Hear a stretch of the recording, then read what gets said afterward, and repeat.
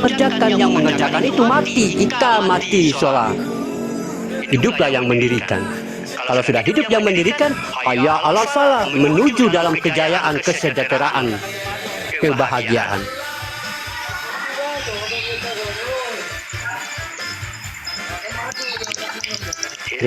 Nah, seperti contoh dalam masalah tadi, ya, padahal salawat dia ya. Nah, Allahumma sholli itu salawat, ya.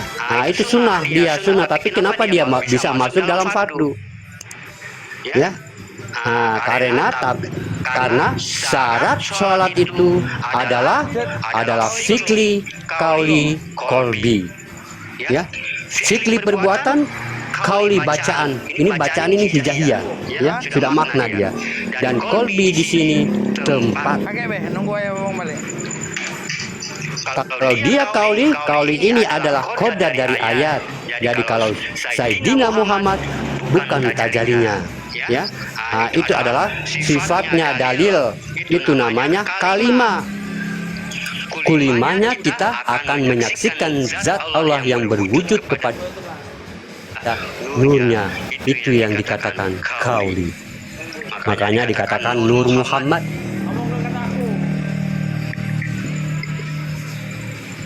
Jadi senantiasa kita harus mendapatkan kalimah, kita melihat kulimah dalam kalimah itu.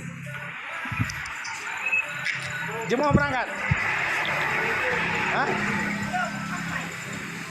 Kalau kita hanya mendapatkan, artinya hanya kita mampu membaca, ini tidak akan pernah kita mendapatkan kulimahnya tanpa kita belajar bagaimana kita harus belajar tentang kodrat-kodrat, ya, kodrat-kodrat hijaiyah tadi, ya, sampai alif sampai huruf belakang ya yang terakhir. Itu semua ada kodratnya tuh. Makanya setiap huruf dijadikan anamasa, ya, satu huruf itu anamasa. Bayangkan anamasa itu 6.000 tahun dalam satu kodrat, dalam satu huruf. Makanya Al-Quran itu perputaran alam semesta, ya, 6.666. Itu alam semua tuh, perputaran alam, karena dia 4 di situ 6-nya, makanya alam itu ada 4. Ya, di wadi manikam, air, angin, tanah, api, kulit, daging, urat, dan tulang. 4 semua itu alam. Nah, jadi yang melengkapi 6.666 dalam Al-Quran adalah mim, ha, min, dal. Coba cari mim huruf berapa, cari mim hijaiyah hurufnya berapa, nanti kamu cari di Al-Quran. Kalau ketemu uangnya baru dipikir. Kalau uangnya belum ketemu, jangan dipikir itu banyak. Itu yang melengkapi 6.666. Nanti kita akan mengkajinya.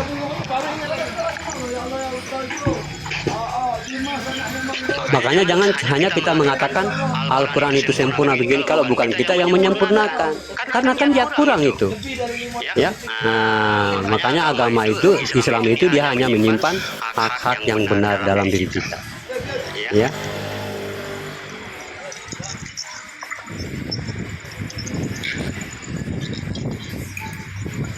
Ya, mungkin di situ sahabat beriman, kalau ada yang mau bertanya tentang dipahamkan tadi, ya, kalau tentang kodrat-kodrat hijab,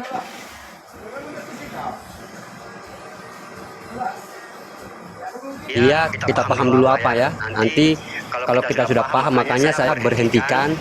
Kenapa? Kita harus paham dulu tentang membaca alam di diri kita. Kalau kita sudah paham membaca alam di diri kita, kalau kita pahamkan kodrat-kodrat hijaiyah dalam Al-Quran, ini sudah gampang, ya, karena ini semua menyangkut diri. Kalau kita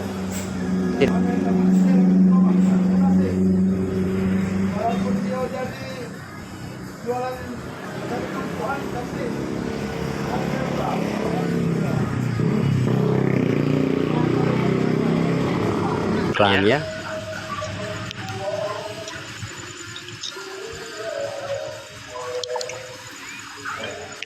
Mungkin tidak ada yang mau bertanya, sahabat beriman.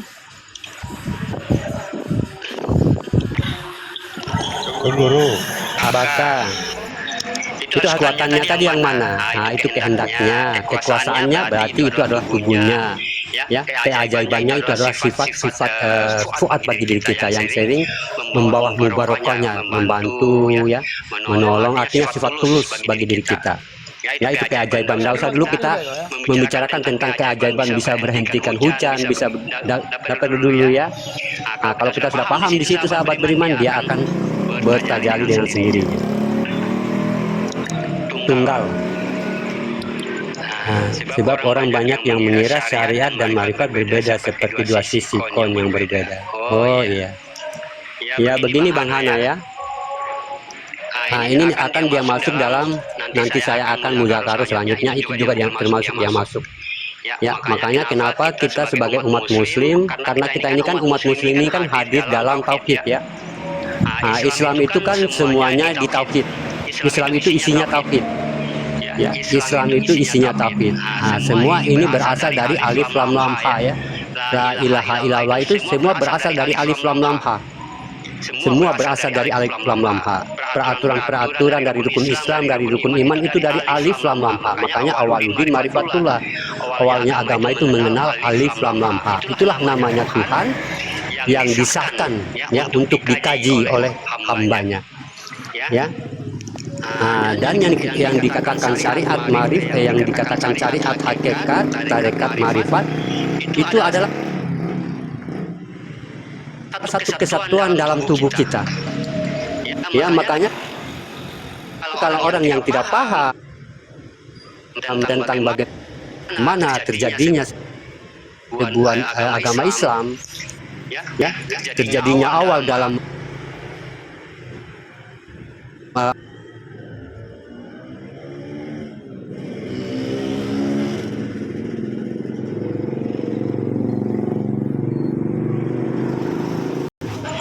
tubuh yang mendalangi semua ini di dalam tubuh kita itu yang mendalangi empat itu.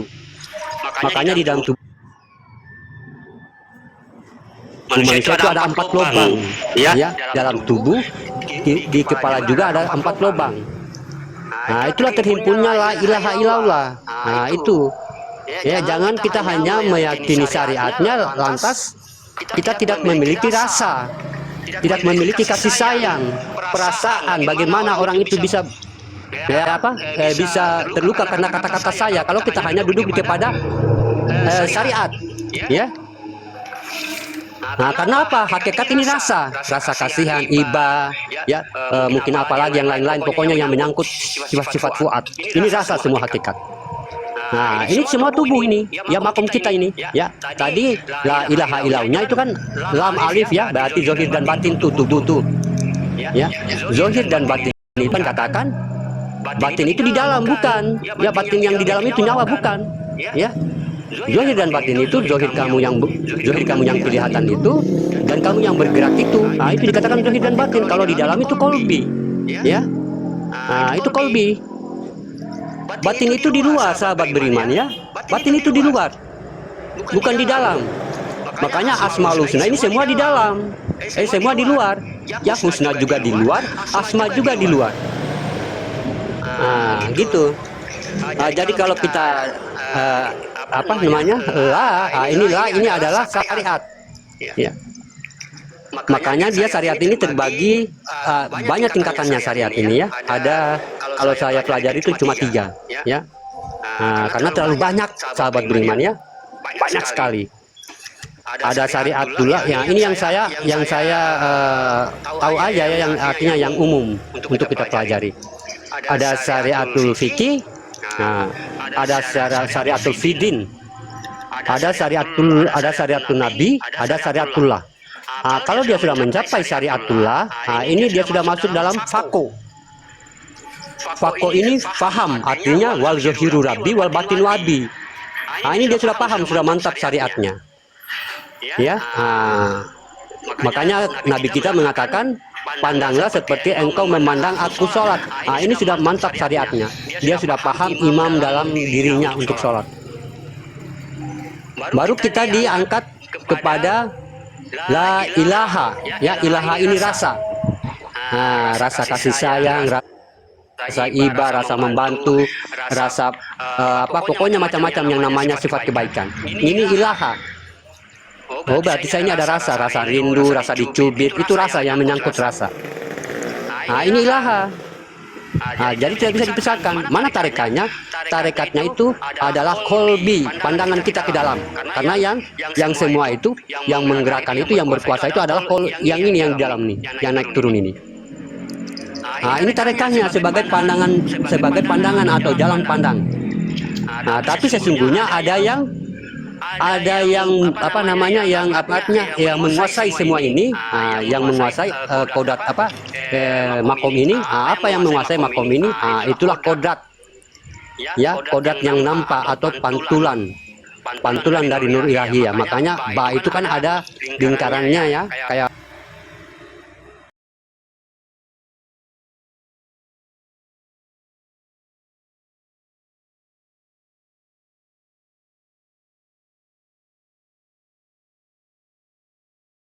kita berbicara macam-macam, malu dikit lah ada yang menyaksikan di situ. Pokoknya kita harus senantiasa bagaimana kita menjaga, memelihara pandangan kita ini untuk menjadi sebuah tindakan dalam keseharian kita. Nah, itu baru ada kesadaran, mulai ada kesadaran tuh, ya. Nah, gitu.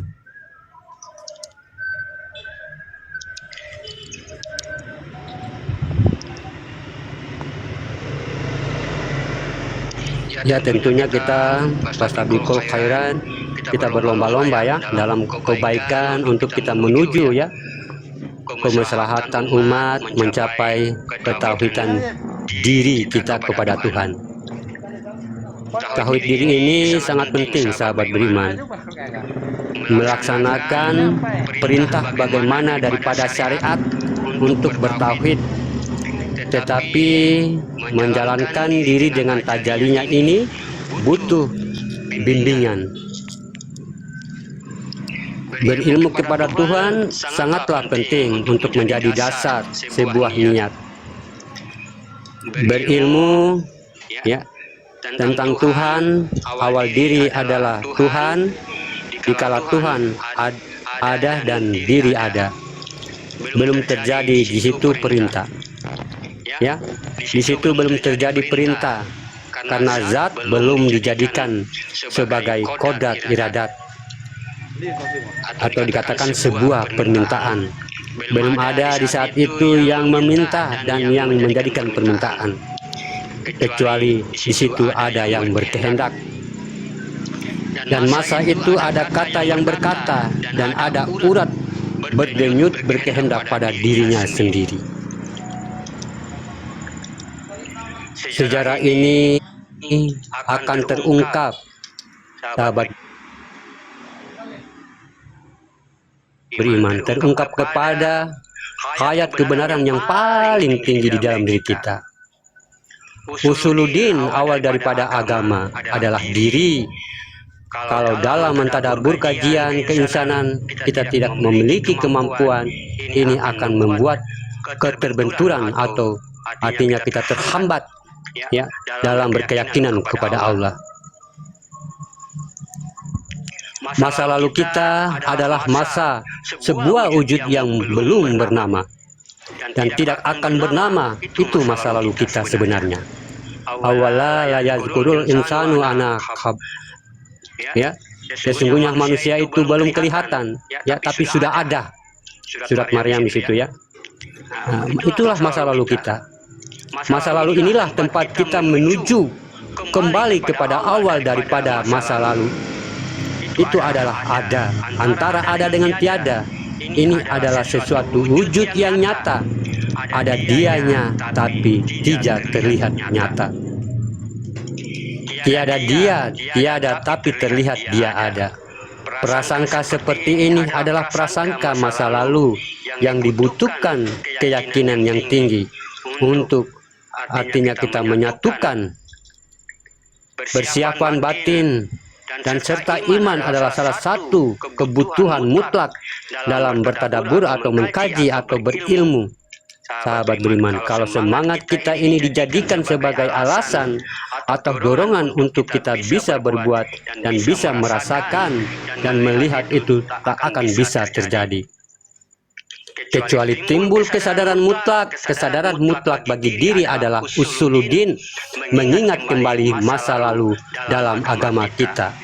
Sebetulnya saya ini tercipta dari mana, atau saya ini dijadikan dari apa, dan terjadi dari mana.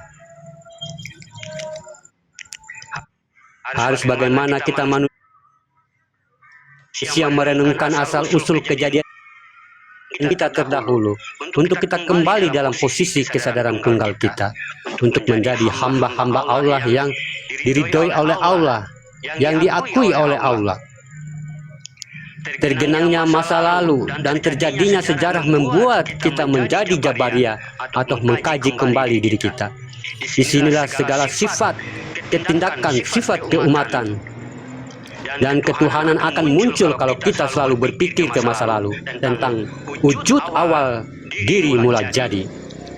Tapi kalau kita sudah mendapatkan hanya kalau sudah tahu agama ini menjadi syariat dan tidak mau tahu awal agama ini adalah hakikat, ini membuat kita hilang rasa dalam beragama, rasa keumatan, rasa ketuhanan, rasa kasih sayang kepada orang, rasa membantu kepada orang karena kita beragama.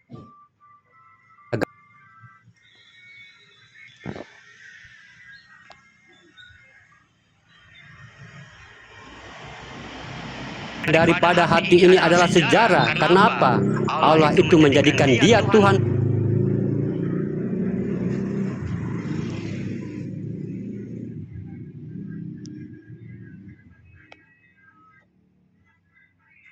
Belum mendapatkan masa ilmu, ini kepatuhan dan ketaatan tadi, atau dikatakan samina wa to'na, ini akan menjadi suatu amalia saja, ya, tidak sampai kepada Allah.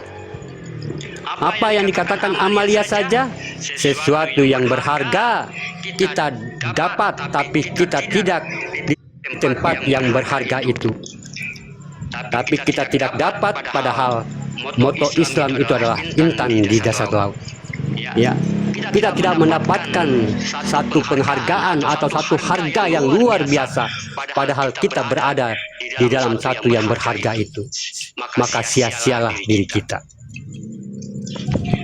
Ya, sama halnya kita itu sudah di tempat yang berharga, ya, tapi kita tidak mendapatkan nilai yang berharga di dalam yang berharga itu. Lalu bagaimana kita mengambil intan di dasar laut, sahabat beriman? Intan di dasar laut sesuatu yang berharga, ada pada tempat yang tak bisa dijangkau oleh akal manusia, yang tidak bisa dijangkau oleh pikiran manusia, yang tidak bisa dijangkau oleh medis kesehatan ataupun manapun. Bagaimana bisa? Kedalaman laut dengan alat apapun kita berupa yang mendapatkan intan tadi, tidak akan pernah kita berhasil. Tapi bagi kita yang berpikir, afala tufsirun, pikir ini akan mendatangkan bantuan, powernya bernama iman. Iman dia melihat dan menatap dan akan memunculkan suatu turbo dari iman. Itu namanya ilmu. Dengan kekuatan ilmu dan panggilan kekuasaan Allah dan berkehendak, intan sampai di tangan tanpa kita menyentuh air. Inilah yang dikatakan orang yang berbuat dengan ilmunya. Kalau kita menghadapi hakikat ketuhanan ini, tidak mengandalkan atau mendirikan suatu keyakinan yang sangat kuat, tentulah ini menjadi sebuah hambatan yang sering kita dengarkan dengan kata sering, saya mengeluh. Ya, sering kita mendengarkan kata-kata orang dengan kata mengeluh. Seperti juga saya sebagai penuntun rohani, saya ini mungkin guru yang ke-100 di antara kalian. Karena apa? Ya, atau lebih mungkin ya. Nah, karena di sini mungkin ya orang-orang yang sudah capek dalam pencarian Tuhan. Ya, mungkin saya ini termasuk guru-guru yang ke-100 atau ke-200. Ya, karena di sini kita mungkin sudah capek, merasa capek karena belum pernah kita mendapatkan Tuhan itu. Kenapa? Karena posisi yang dipikirkan nilai intan tadi. dia terganggu oleh nilai intan, dan dia tidak berpikir untuk menyelam ke laut sangat dalam itu. Nama lautannya adalah marifat. Nama intan ini disebut dengan wujud. Bagaimana kita bisa membuat suatu perantara untuk mendapatkan sebuah intan? Dengan syarat harus kita yakin. Tidak ada yang bisa mewakili keyakinan manusia. Tidak ada yang bisa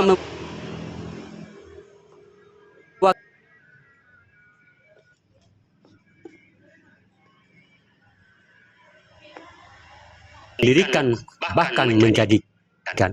Allah itu memang Tuhan, tapi belum tentu menjadi Tuhan kepada dirimu. Kenapa? Dia tidak jadi Tuhan bagi orang-orang yang tidak bisa menyembahnya atau tidak mampu memandangnya. Laksana sebuah doa.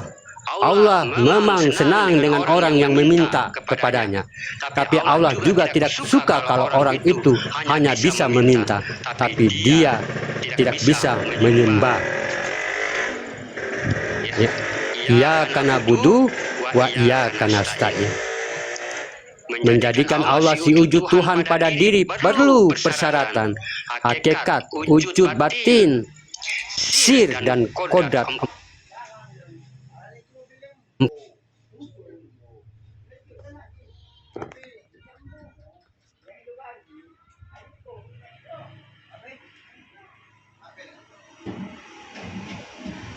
Sebuah hayat akhlia kita sahabat beriman. Ya.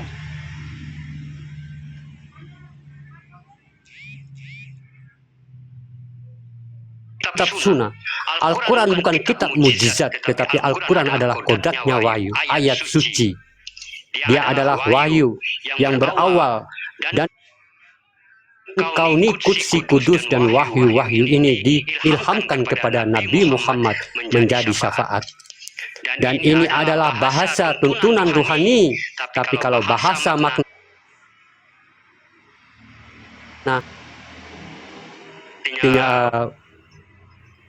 artinya pelurusan akidah, karena makna ini dituntut pemahamannya dulu yang lebih dalam, bahkan pemahaman tidak akan kita bisa pahami sebelum Allah buka pemahaman diri kita.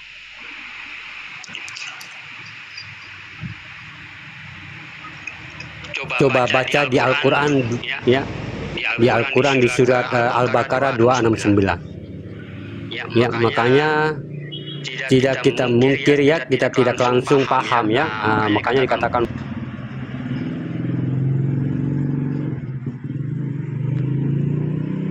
di surat Duha, ya, ayat 7. Makanya kadang-kadang kita itu dikalahkan sama keraguan-raguan, ya, dikalahkan sama pikiran. Makanya kita bingung. Tapi katanya Allah, ya, sesungguhnya Allah akan memberikan petunjuk itu di dalam kebingungan itu kalau bagi orang-orang yang berpikir. Ya. Jadi kalau tidak melalui proses ketentuan untuk menjadi Tuhan pada diri kita, perlu persiapan kodrat, hakikat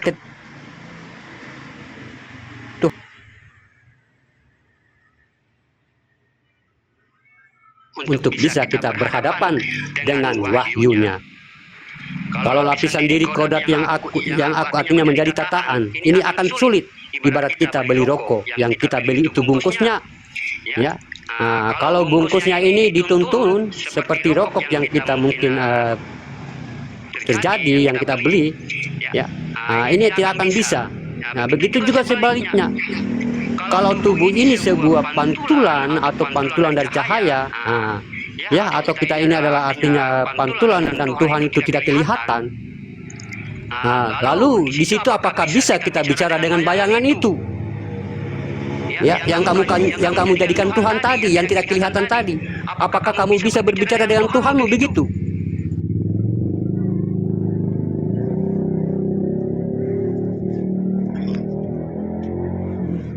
Artinya membuktikan, ya, Tuhan Allah itu adalah Tuhan kita.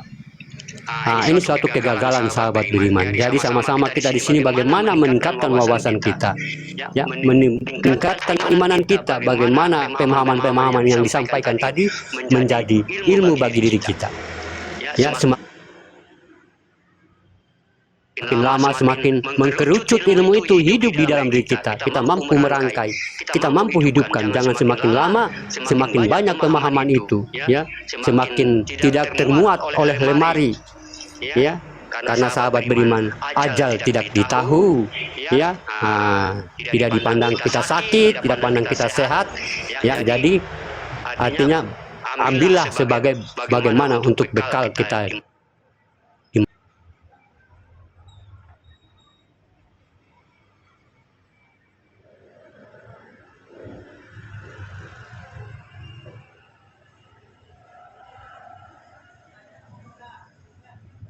Nanti saya sambung lagi ya, nak. Nanti sambung lagi. Makasih, Ya. Masya Allah. Ya, semoga kita pahami tadi sahabat beriman, ya. Amin, amin. Amin ya Allah. Ya, assalamualaikum warahmatullahi wabarakatuh.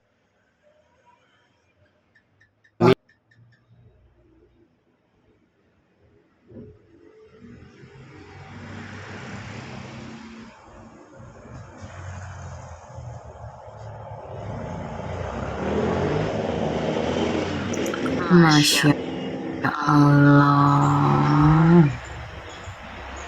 Allahumma.